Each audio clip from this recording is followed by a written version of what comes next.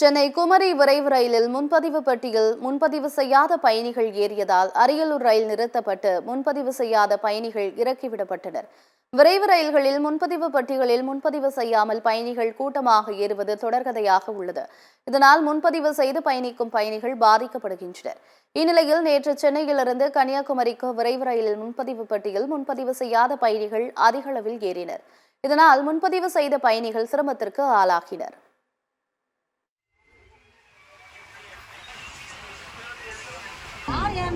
ஒரு ஆள் இறங்கினாலும் 2 பேருமே வீட்டுக்கு போறது கஷ்டம். அங்கிருந்து நாங்க முக்கிய திணறி எடுத்து வந்திருக்கோம். புரியுதுங்களா?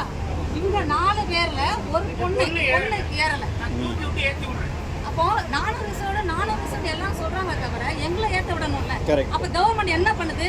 ரயில்வே டிபார்ட்மெண்ட் என்ன பண்ணுது?